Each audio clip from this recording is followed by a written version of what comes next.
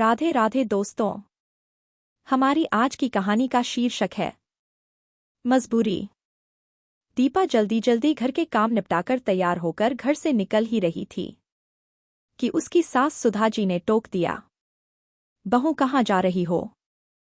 दीपा ने बहुत ही विनम्रता से जवाब दिया, माँ जी पापा की तबीयत बहुत खराब है और माँ अकेली होने के कारण बहुत घबरा रही है, उन्हीं को देखने जा रही हूँ।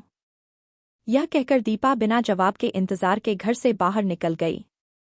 सुधा जी को उसका व्यवहार अच्छा नहीं लगा, लेकिन पिता की बीमारी की खबर सुनकर वह चुप हो गई। दीपा जल्दी से घर पहुंची तो देखा पापा का खास कर बहुत बुरा हाल था। तब दीपा ने माँ से कहा, माँ, मैंने आपसे पहले ही कहा था कि पापा को किसी अच्छे डॉक्टर को दिखा लेते हैं, इनकी खांसी बढ़ती ही जा रही है, लेकिन आप दोनों किसी की सुनते ही नहीं हो। अब आप पापा को संभालो, मैं ऑटो लेकर आती हूँ, हम बड़े अस्पताल चलेंगे। दीपा पापा को लेकर अस्पताल पहुंच गई। वहां डॉक्टर ने उन्हें इंजेक्शन लगा दिया, जिससे उन्हें कुछ आराम मिला। डॉक्टर ने दीपा से कहा, देखो अभी तो हम इन्हें एडमिट कर रहे हैं और कल उनके सारे टेस्ट करेंगे, उसके बाद ही ठीक से इलाज शुरू होगा। दीपा पापा को एडमिट कराकर घर पहुंची तो उसके पति दीपेश उसकी प्रतीक्षा कर रहे थे। दीपेश ने जाते ही दीपा से पूछा, कैसे हैं पापा? तुम तो बोल कर गई थी कि देखने जा रही हूं, फिर इतनी देर क्यों लगा दी? तुम्हें तो पता है कि माँ से खाना नहीं बनता, उनकी तबीयत खराब हो जाती है। तुम्हें अपने घर की जरा भी चिंता नहीं है, तुम्हें पता भी है सब लोग भूखे बैठे हैं। अपने पापा के बारे में सोचकर तुम वहां चली गई और यहां किसी का भी ख्याल नहीं किया। कम से कम एक बार तो घर के बारे में सोच लेती। दीपेश की बात सुनकर दीपा का रोना छूट गया, क्योंकि उन्होंने उसके पापा के बारे में तो जरा भी फिक्र नहीं की और बस अपनी भूख के बारे में बोले चले जा रहे थे। फिर दीपा रोते हुए बोली, पापा की तबीयत बहुत खराब थी, उन्हें अस्पताल में एडमिट कराकर अभी आ रही हूं। आप सब बैठिए, मैं अभी 10 मिनट में आप सबके लिए खाना बना देता हूं। यह सुनकर दीपेश का गुस्सा कुछ शांत हुआ। उसने कहा, नहीं, रहने दो, खाना मैंने बाहर से ऑर्डर कर दिया है, तुम बस माँ के लिए खिचड़ी बना देना, वह बाहर का नहीं खाती। अब तुम जाकर नहा लो, हॉस्पिटल से आई हो। दीपा को दीपेश का उसकी केयर करना अच्छा लगा। वह जल्दी से नहाने चली गई। नहाकर उसने माँ जी के लिए खाना बनाकर उन्हें परोस दिया। तभी बाहर से भी खाना आ गया और उसने सबका खाना परोस दिया। दीपा का मन खाना खाने में बिल्कुल भी नहीं लग रहा था। वह जल्दी जल्दी खाना खा रही थी। उसकी मन पापा की ओर ही लगा था। पता नहीं वह अब कैसे होंगे। वह फोन करना चाह रही थी, लेकिन सबके सामने हिम्मत नहीं हो रही थी, क्योंकि अभी दीपेश इतना सुना चुके थे। फिर सुनाते कि अभी तो आई हो, और फिर फोन करने लगी। सब काम जल्दी से निपटाकर वह छत पर चली गई। वहां से उसने माँ को फोन लगाया कि माँ, अब पापा की तबीयत कैसी है? तब माँ ने कहा, बेटा तेरे जाने के बाद तो उनकी तबीयत और बिगड़ गई थी, उनकी खांसी के साथ खून भी आ रहा था। डॉक्टर ने तुरंत सारे टेस्ट कर लिए, सुबह तक रिपोर्ट आ जाएगी। मेरा मन बहुत घबरा रहा है, तू अभी आ सकती है क्या? दीपा ने कहा, ठीक है माँ, मैं अभी आती हूँ। तभी माँ ने कहा, अरे मेरा तो दिमाग ही काम नहीं कर रहा, तू इतनी रात को कैसे आएगी? तू सुबह आ जाना और एक काम कर देना, यहाँ 10,000 रुपये जमा करने हैं और मेरे पास अभी कैश नहीं है, इसीलिए तुम कल सुबह घर जाकर मेरी चेकबुक ले आना, मैं तुम्हें साइन करके दे दूंगी और तुम बैंक से रुपए निकाल लाना, क्योंकि जब तक रुपए जमा नहीं करेंगे तब तक तुम्हारे पापा का इलाज शुरू नहीं होगा। कुछ देर माँ से बात करके दीपा नीचे आ गई। उसने देखा कि सब सोने जा चुके थे। तो उसने सोचा, मैं सुबह ही सबको बता दूंगी कि मुझे हॉस्पिटल जाना है। ऐसा सोचकर फिर दीपा रसोई के जाकर काम निपटाने लगी। आज दीपा को अपना बचपन बहुत याद आ रहा था। दीपा अपने माता पिता की इकलौती संतान थी और उसके माता पिता ने उसे भरपूर प्यार और अच्छी परवरिश दी थी। जब कोई उन्हें यह कहकर सुनाता कि अरे आपके तो बस एक बेटी ही है, काश एक बेटा होता, तब उसके पापा उसे कहते कि मेरे बेटा नहीं है तो क्या हुआ, मैं अपनी बेटी को ही इतना पढ़ाऊंगा कि वह बेटी नहीं बल्कि मेरा बेटा बनेगी। यह इस काबिल बनेगी कि अपनी हर परेशानी का अकेले ही डटकर सामना कर सकेगी। लेकिन आज वह अपने आप को कितना लाचार महसूस कर रही थी। दीपा सोच रही थी कि काश वह लड़का होती तो कम से कम इस समय अपने माता पिता का ख्याल तो रख सकती थी। किसी तरह काम निपटाकर वह सोने चली गई, लेकिन आंखों में नींद कहाँ थी। उसने देखा दीपेश गहरी नींद में सो रहे थे। सुबह वह जल्दी उठ गई। सबके लिए नाश्ता बनाकर दीपेश का लंच पैक करके वह निकलने के लिए तैयार हो रही थी कि उसने देखा कि उसकी अलमारी में 10,000 रुपए पड़े हैं, जो दीपेश ने परसों घर का सामान लाने के लिए दिए थे। दीपा ने सोचा कि अभी यह पैसे मैं रख लेती हूँ, हॉस्पिटल में जमा करके शाम को चेक वाले पैसे लाकर यहाँ रख दूंगी। ऐसा सोचकर वह अस्पताल पहुंच गई और उसने पैसे जमा कर दिए।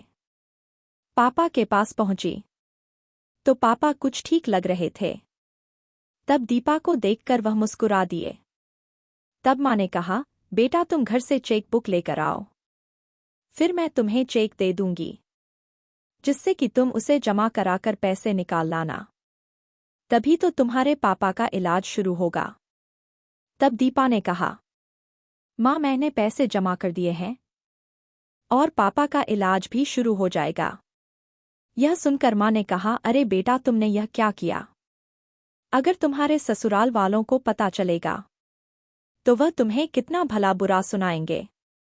दीपा बोली, माँ तुम चिंता मत करो, वह मेरे घर खर्च के पैसे थे, अभी बैंक से निकालकर मैं वापस रख दूंगी। मुझे दीपेश के साथ शाम को ही जाना है शॉपिंग करने के लिए। दीपा कुछ देर रुककर फिर चेक लेने घर चली गई और चेक बुक लाकर माँ को दी। फिर माँ ने साइन करके उसे बुक दी और वह बैंक चली गई। बैंक जाकर उसने देखा कि बैंक बंद था। तब उसने गार्ड से पूछा कि क्या बात है भैया, आज बैंक बंद है क्या? तब गार्ड ने कहा, हाँ बहन जी, आज दूसरा शनिवार है और कल रविवार है, अब तो बैंक सोमवार को ही खुलेगा। यह सुनकर दीपा के पैरों तले जमीन खिसक गई कि कहीं अगर दीपेश को पता लग गया कि घर खर्च के पैसे मायके में दिए हैं तो उसका जीना मुश्किल हो जाएगा। वह डरती डरती घर पहुंची तो उसने देखा उसकी सास सुधा जी गुस्से में बैठी थी। सुधा जी बोली, बहू यह सब क्या लगा रखा है? रात को सबने बाहर का खाना खा लिया, सुबह से तुम फिर गायब हो गई, अब दोनों टाइम का खाना सब बाहर का खाएंगे तो बीमार नहीं पड़ जाएंगे।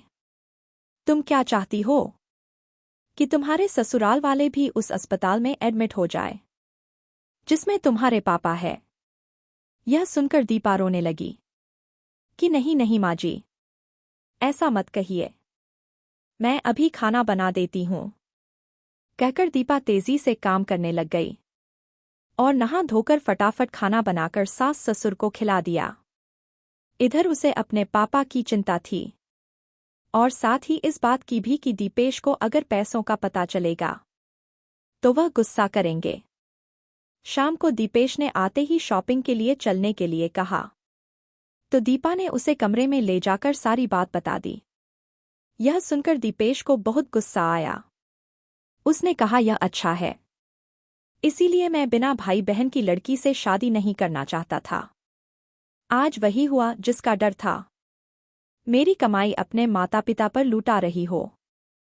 यह सुनकर दीपा के सब्र का बांध टूट गया। उसने कहा, मैंने सिर्फ एक दिन के लिए पैसे लिए हैं, सोमवार को वापस कर दूंगी। और रही बात बिना भाई बहन की लड़की से शादी करने की, तो तुमने शादी इसलिए की थी कि अकेली बेटी की सारी ज्यादा तुम्हें मिल जाए। आज मेरे पापा हॉस्पिटल में है और मैं डर डर कर उन्हें देखने जाती हूँ। घर आते ही सब मुझे उल्टा सीधा सुनाने लगते हैं, जैसे अपने पापा के पास जाकर मैंने कोई गुनाह किया हो। मैं अभी अपने पापा के पास जा रही हूँ। अपने पापा को मैं अकेला नहीं छोड़ सकती। सोमवार को तुम्हें पैसे मिल जाएंगे। तब दीपेश ने कहा, खबरदार जो तुम इस समय अपने पापा के घर गई, अगर तुम गई तो लौट कर मत आना। तब दीपा ने कहा, मैं लौट कर आने के लिए नहीं जा रही हूँ। फिर दीपेश बोला, जाओ, मैं भी देखता हूँ कि वे लोग तुम्हें कब तक रखेंगे। अपने आप रोती हुई वापस आओगी। दीपा ने जवाब दिया, इसकी नौबत नहीं आएगी। मेरे पापा ने मुझे इतना काबिल बना दिया है कि मैं अपना और अपने माँ बाप का पालन पोषण अच्छे से कर सकूं। यह कहकर दीपा एक बैग में कपड़े लगाकर मायके की ओर चल दी। आज उसे ऐसा लग रहा है जैसे वह बेटी होने की कैद से आजाद होकर पापा का बेटा बन गई। उसने सोच लिया कि अब वह अपने माँ पिताजी का सहारा बनेगी। अपने घर पहुंचकर उसने बैग रखा और सीधे अस्पताल पहुंच गई। माँ के पूछने पर उसने कुछ नहीं बताया, बल्कि उसने कहा, चिंता मत करो माँ, दीपेश ने मुझे यहाँ रहकर पापा की देखभाल करने के लिए कहा है। यह सुनकर माँ बहुत खुश हो गई। अगले दिन पापा की रिपोर्ट आ गई। उसमें लंग में इंफेक्शन था। उसी समय उनका इलाज शुरू हो गया। सोमवार के दिन दीपा ने 10,000 रुपये अपने ससुराल भिजवा दिए। कुछ ही दिनों में उसके पापा ठीक हो गए। दीपा ने इसी बीच एक नौकरी ढूंढ ली थी। जब उसके पापा घर आ गए तो उसने सारी बात उन्हें बता दी। तब पापा ने कहा, बेटा, हम अपना ध्यान रख लेंगे, तू दीपेश से बात करके वापस लौट जा। दीपा ने कहा, मैंने घर आपके कारण नहीं बल्कि अपने स्वाभिमान के कारण छोड़ा है। अब मैं बेटा बनकर आपकी सेवा करूंगी, आप परेशान ना हो। और कुछ समय बाद उसने दीपेश को तलाक के कागज पर भिजवा दिए। दीपेश समझौता करने भी आया, लेकिन दीपा को अपना आत्मसम्मान ज्यादा प्यारा था, इसीलिए उसने समझौते के लिए मना कर दिया। दोस्तों, आपको क्या लगता है कि दीपा का फैसला सही था या गलत? हमें कमेंट में जरूर बताइएगा। क्या एक लड़की शादी के बाद इतनी पराई हो जाती है कि वह अपने माँ बाप का ख्याल भी नहीं रख सकती? क्या दीपेश और उसका परिवार दीपा के साथ सही कर रहा था? हमें कमेंट में अपनी राय जरूर दें। साथ ही अगर आपको कहानी अच्छी लगी हो तो वीडियो को लाइक करें और चैनल पर नए हो तो चैनल को सब्सक्राइब करें। हमारे साथ अंत तक बने रहने के लिए धन्यवाद। जय श्री राधे।